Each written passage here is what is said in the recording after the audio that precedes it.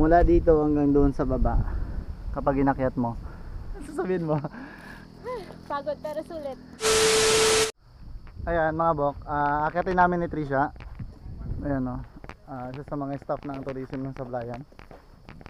Kung ilan ng step yan. Hindi pa ako nakakakit pero papawisan na ako. Nandito kami ngayon sa Mama Mary Shrine. Tinatawag nila ang ano to, Trish? Grotto. Okay, isa sa mga challenge natin dito sa tourism ng Sablayan na akyatin natin to. Simulan mo na.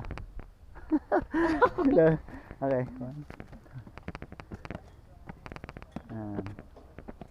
Sure ka, binibilang mo yan ha. And then mamaya tatanungin kita sa taas kung ilan na yan. Ilan na? Trish? Ha? 90 steps na po. 100. So 100 step mula dito. Yan. Whew.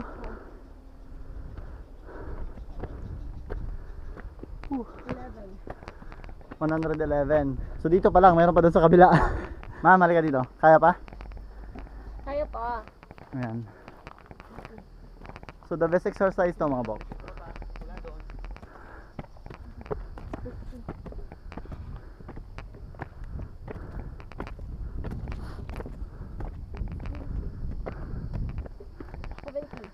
Oh.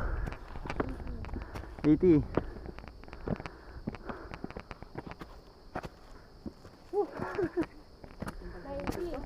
Ha?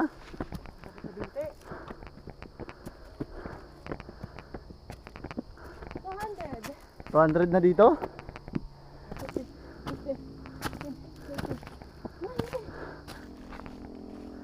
Yan o. Sasabihin mo. Pagod pero sulit.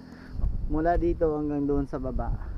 Kapag inakyat mo 219 step pataas. Sulit ang pataas mo dito, tagtag lahat ng taba mo. Sakit sa hita. So located at Sablayan. Dito sa may Sablayan Prison and Penal Farm. Located yung Mama Mary Shrine. O tinatawag nilang grotto. May upcoming swimming pool pa yun, nakikita natin sa baba. So matagal na pala to. Ngayon lang ulit inopen. Wala din entrance. So yun.